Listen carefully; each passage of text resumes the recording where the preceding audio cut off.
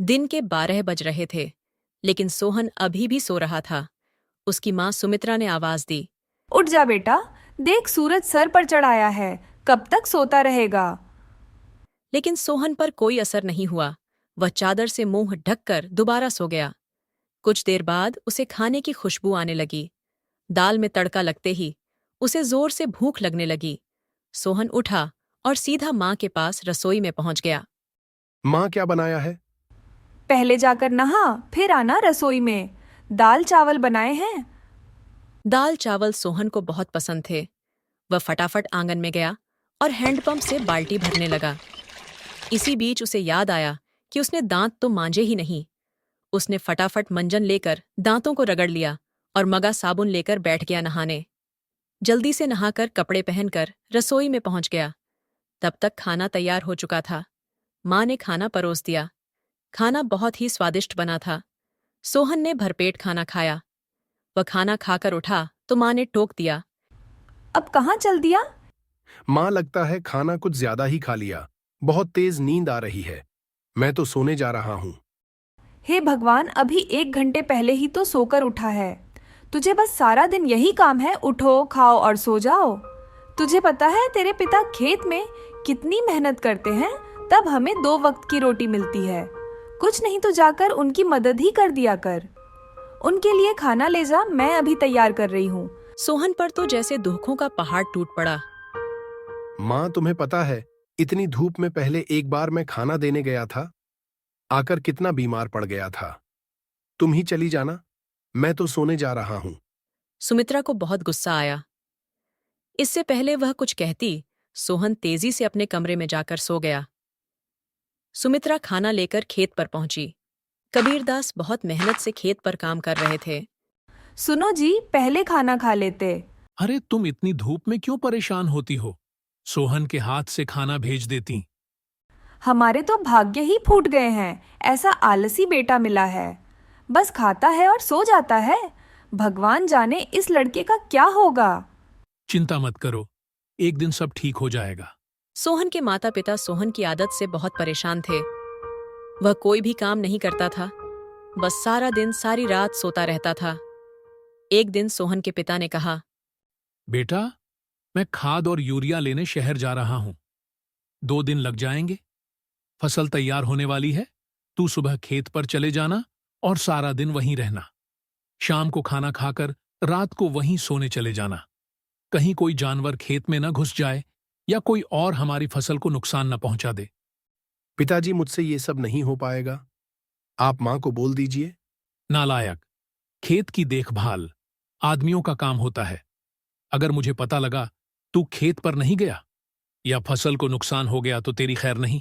सोहन डर गया। वह पिता के जाने के बाद मां से बोला, माँ, सुबह जगा देना, नहीं तो पता नहीं पिताजी क्या करेंगे। सुमित्रा सोहन को सुबह 4 बजे जगा देती है। सोहन हाथ में फावड़ा लेकर खेत में पहुंच जाता है। वहां जाकर देखता है, चारों ओर ठंडी हवा चल रही थी। वह एक पेड़ के नीचे बैठ जाता है। तभी उसे हल्की हल्की रोशनी नजर आती है। पूरा खेत लाल रोशनी से भर जाता है। सोहन ने यह सब पहली बार देखा था। वह आश्चर्य से सब देखता रहा। कुछ ही देर में सूरज उगने लगा। यह देखकर सोहन को बहुत आश्चर्य हुआ। कुछ ही देर में सभी गांव वाले खेत में काम करने आ गए। सब अपने अपने खेत पर काम कर रहे थे। सोहन पेड़ के नीचे बैठा था। तभी उसके पास के खेत से माधो काका आए। सोहन, मेरे खेत में पानी लग गया। अब तू अपने खेत में पानी काट ले। काका, मुझे तो कुछ पता नहीं। ये सब तो पिताजी ने कभी नहीं बताया। बेटा, कभी पिता के साथ खेत पर आया है तो तुझे पता होगा। माधो काका ने अपने बेटे को बुलाकर पानी सोहन के खेत की ओर कर दिया। जब पूरा खेत भर जाए तो हमें बता देना। सोहन बैठकर देखता रहा, लेकिन सुबह जल्दी उठने के कारण उसे नींद आ गई। खेत में पानी बहुत ज्यादा भर गया। तभी माधो काका दौड़ते हुए आए।